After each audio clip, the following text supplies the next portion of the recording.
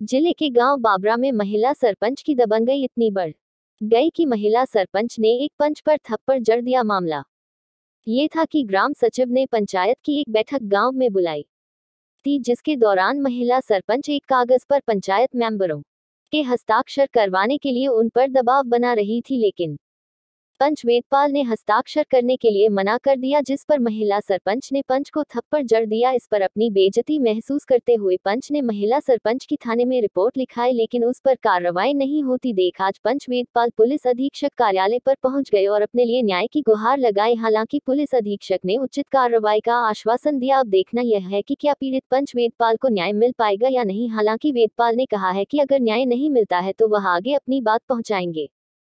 क्या नाम है आपका? मेरा नाम विजय सिंह है। बताइए क्या मामला हुआ था आज? मैं गांव बाबरा से पंचायत मेंबर हूं और ये भाई वेदपाल भी पंचायत मेंबर है गांव बाबरा से। कल पंचायत की मीटिंग चल रही थी, ग्राम सचिव ने मीटिंग बुला रखी थी। वहां पे साधना सरपंच और उसका पति भी मौजूद था और 8 मेंबर और गांव के और अन्य लोग भी थे मौजूद। और गाँव के काम के बारे में चर्चा चल रही थी, गाँव में क्या काम करना है क्या नहीं करना है। और सेक्रेटरी ने भी कहा कि भाई गाँव में जो काम होने चाहिए नहीं होने चाहिए। हमने कहा ठीक है जी, का आप लिखिए प्रस्ताव।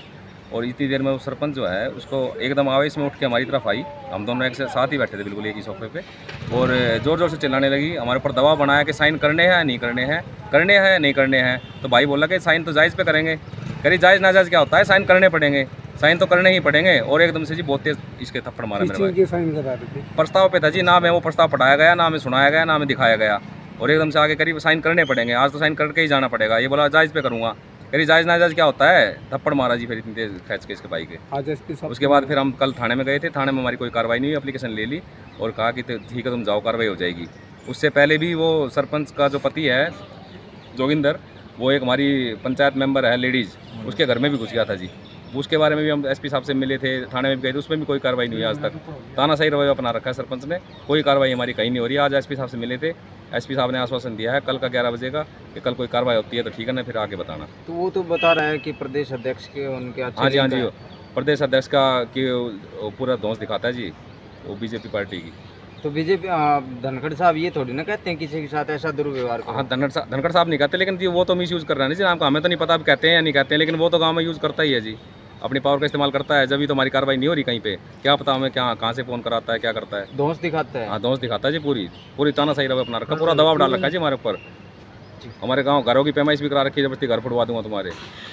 वेदपाल जी आपके साथ हुआ सारा? हाँ जी, मेरे साथ हुआ था कल। क्या नाम है, ये अपना 2:30 बजे के समथिंग की बात है, जब वहाँ पे मीटिंग चल रही थी। मीटिंग में जो मौजूदा सरपंच है साधना देवी, तो उन्होंने मेरे पे ज़बरन दबाव बनाया, प्रेशर बनाया बहुत ज़्यादा कि तेरे को आज साइन करके जाने पड़ेंगे, साइन करने पड़ेंगे। यहाँ साइन कर रहा है या साइन नहीं कर रहा तो साइन कर यहाँ पे, चाहे वो गलत है चाहे ठीक है। उन्होंने ये भी बोला कि चाहे मैं गलत पे करवा रही हूँ चाहे ठीक पे करवा रही हूँ, तो साइन आज करके जाने पड़ेंगे। मेरे पे प्रेशर बना दिया। मैंने बोला मैं साइन करूँगा तो जायज़ पे करूँगा, नाजायज़ पे नहीं करूँगा। पंच बना हुआ हो तो गांव की सेवा के लिए, अच्छे काम के लिए बना हो, गलत काम के लिए।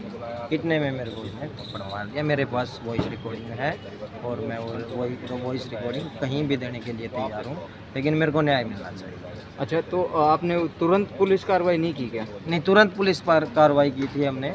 पहले LMR कटवाई मेडिकल से और फिर सीधा सदर थाने में हमने कार्रवाई की। नहीं, वहीं से जब आपके साथ थप्पड़ लगा, आपको थप्पड़ जड़ा उन्होंने, तो उस टाइम पे आपने 112 पे कॉल नहीं? 112 पे हमने कॉल नहीं किया, हम सीधा क्या नाम है सदर थाने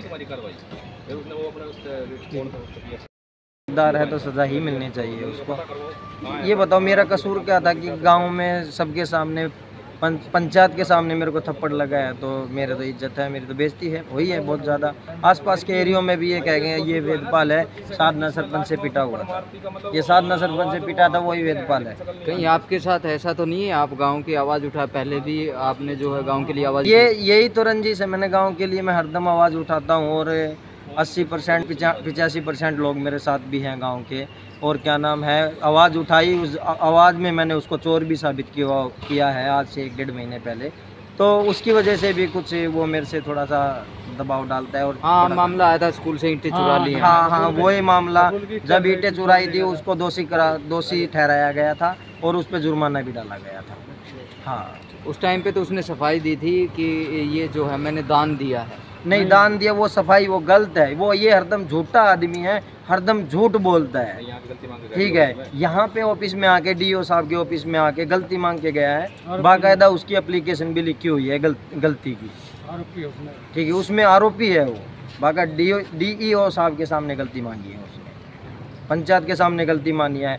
एक तो 50 आदमी झूठे या फिर वो 1 आदमी सच्चा हो सकता है। वो कहता है ना कि मैंने गलती नहीं मैंने तो दान में दी है, ऐसा इतना बड़ा दानी नहीं है वो कि वो दान करेगा गाँव में। कहीं ऐसा तो नहीं होगा कि महिला है, महिला को देख के कार्रवाई नहीं हो रही है? हाँ बस कुछ ऐसा भी मेरे को लग रहा है, लेकिन दबाव बहुत ज़्यादा बना हुआ है, मेरे पे भी ये दबाव बना हुआ है कि भाई लेडीज़ थी, ये थी, वो थी।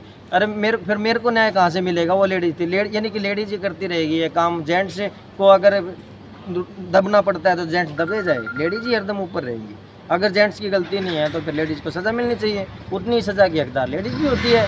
ये नहीं है कि लेडीज़ सज़ा की हकदार नहीं होती। अगर लेडीज़ कोई गलत काम कर देती है उसको सज़ा आधी मिलती है, कोई सज़ा तो उतनी मिलनी चाहिए। तो मैं तो कहता हूँ मेरे साथ इंसाफ है।